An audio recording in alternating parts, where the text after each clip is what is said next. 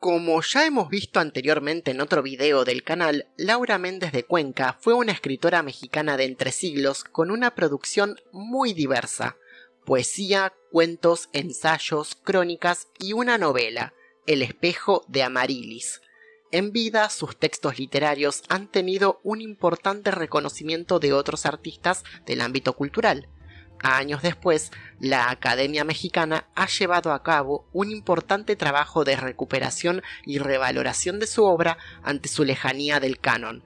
Hacia 1997, un grupo de investigadoras ponía de relieve esta cuestión comentando lo siguiente: no hay prácticamente huellas de Laura Méndez de Cuenca en los libros sobre literatura o cultura mexicana que podrían mencionarla. Lo que pudimos encontrar aquí y allá, apenas una o dos frases al pasar, constituye una magra cosecha. Con los años, el interés por esta figura culminaría en el trabajo épico de la especialista Mila Davasant, Laura Méndez de Cuenca, mujer indómita y moderna, vida cotidiana y entorno educativo.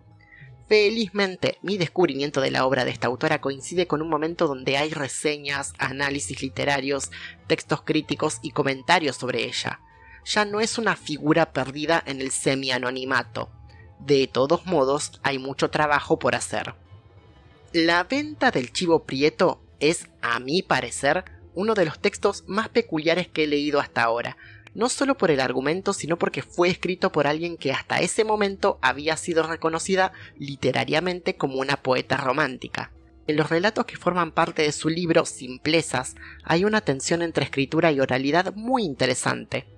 En algunas historias sus personajes están expuestos a condiciones de pobreza, miseria, desigualdad o enfermedad, como en el cuento La Tanda, donde las protagonistas trabajan como trenzadoras, es decir, personas que se dedicaban al trenzado de cigarrillos, enredando poderosas metáforas y descripciones poéticas con refranes y expresiones populares.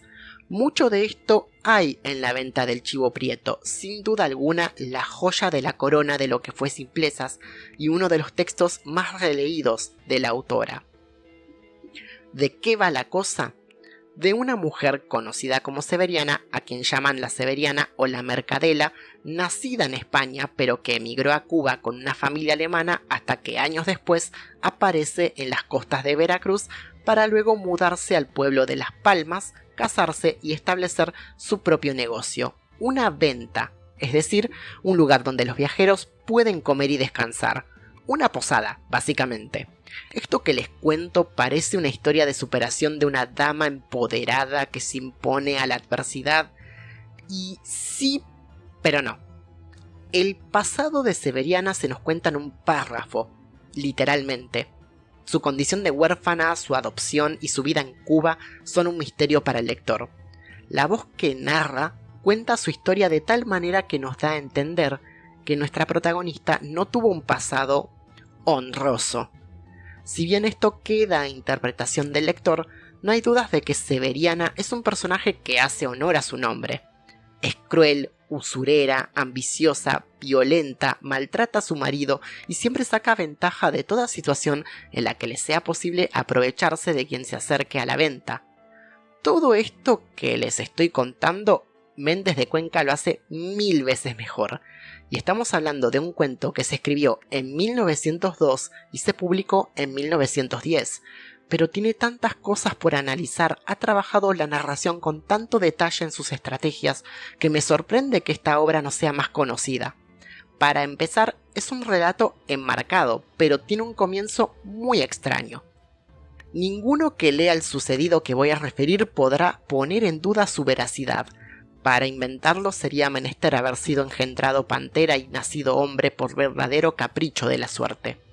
Ahora mismo, al trazar estas líneas, siento el doloroso estremecimiento del verdugo, al ensayar el nudo corredizo, la víspera de una ejecución. ¿Por qué pues las escribo? Porque como no se trata de componer una novela, sino de narrar un hecho, y no falta quien diga que decir la verdad es el mejor medio de contribuir a hacer el bien, quiero yo prestar mi contingente al servicio común, y así me lo tome Dios en cuenta, cuando me ajuste las que pendientes tenemos a la hora de estacar la salea. Con semejante comienzo uno puede pensar ¿Quién será el vil criminal que protagonizará esta tragedia? A las pocas páginas nos topamos con esta descripción.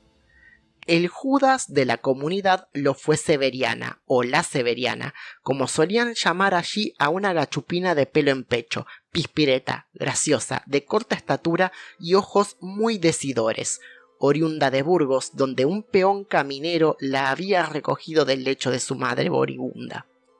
Es el primer cuento del primer libro de cuentos publicado por Méndez de Cuenca.